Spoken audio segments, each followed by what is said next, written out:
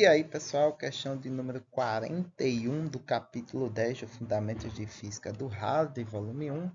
Um bloco uniforme, tal como mostrado aí na figura, tem massa de 0,172 kg ou 172 gramas e lados A, B e C, com seus respectivos comprimentos 3,5 centímetros, 8,4 centímetros e 1,4 centímetros. Calcula o momento de inércia do bloco em relação a um eixo que passa por um canto e é perpendicular às faces maiores. Então, nós temos aqui a ilustração da nossa figura, o bloco aqui com as devidas dimensões, e está aqui em vermelho o nosso eixo de rotação desse bloco. Então, ele está aqui conectado a... Na verdade, esse eixo pode ser imaginário, né? Não precisa ser realmente um eixo no sentido físico falando, né? Então, isso significa que esta quina aqui do nosso bloco, né, é o nosso eixo de rotação e a figura como um todo gira em torno disso aqui com essa lateral aqui fixa, né, no movimento. Então, você já consegue perceber como é o movimento desse bloco. Daí ele pede o seguinte, né, que eu já me perdi na explicação, né? Cadê? O momento de inércia, né? Então ele quer o momento de inércia desse bloco. Então vamos lá.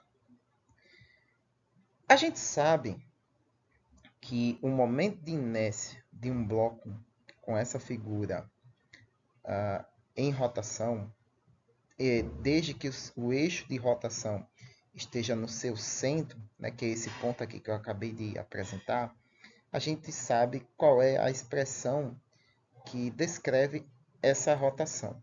Porém, o eixo de rotação não está passando por aquele ponto ali central da figura. Então, o bloco não está rodando em torno do seu centro de massa, que também é conhecido como seu centro geométrico, mas sim tal como eu descrevi anteriormente. Então, dessa forma, a gente tem que aplicar a definição do momento de inércia de um objeto para os eixos paralelos, né? Então, ou seja, a gente teria o eixo aqui de rotação justamente no centro da figura, né? Porque é uma figura uniforme, bem distribuída a massa, geometricamente simétrica, e nós temos o eixo paralelo de rotação a esse eixo, no qual a gente conhece o momento de inércia do objeto em rotação em torno desse eixo. Dessa forma, aplicando essa definição, nós temos que saber o seguinte: o momento de inércia desse bloco, se o eixo de rotação estivesse aqui, passando pelo seu centro, é dado por essa expressão aqui.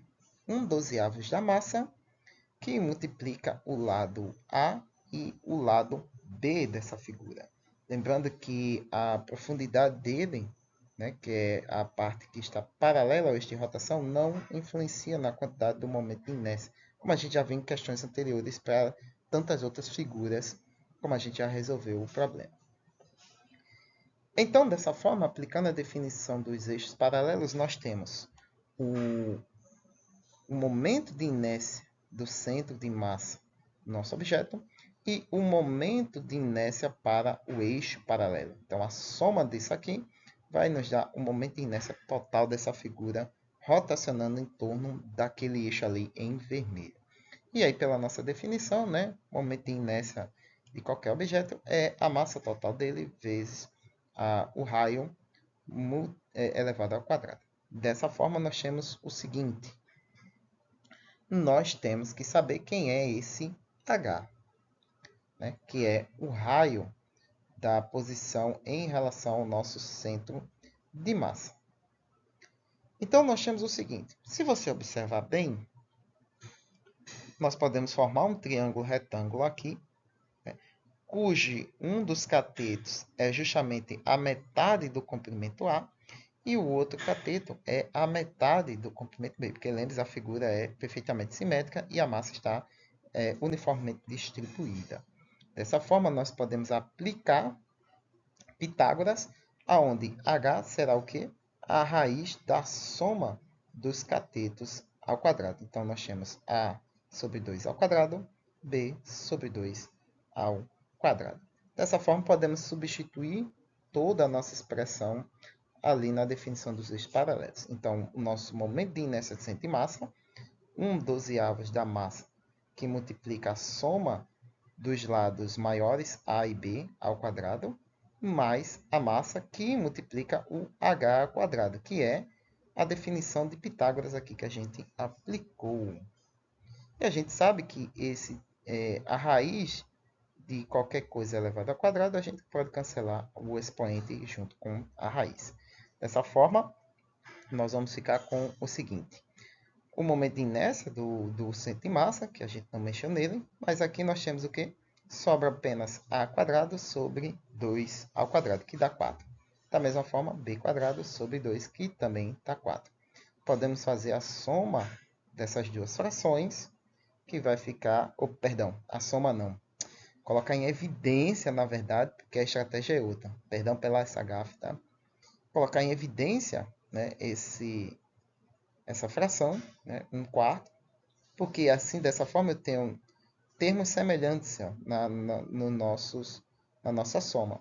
Então, eu tenho aqui, ó, no primeiro termo, eu tenho m que multiplica a quadrado mais b quadrado, e no segundo termo também temos m que multiplica a quadrado mais a quadrado. Aí, dessa forma, a gente pode simplificar, né, esse termo, né? A gente coloca eles em evidência, né, já que ele multiplica a fração aqui e a outra fração, e a gente pode fazer a soma das frações, né? 1/12 mais 1/4 dá 1/3. Então, nós temos que o nosso momento de inércia total desse bloco rotacionando em torno desse eixo é 1/3 da massa total, multiplicando a soma dos lados maiores, A e B, elevado ao quadrado.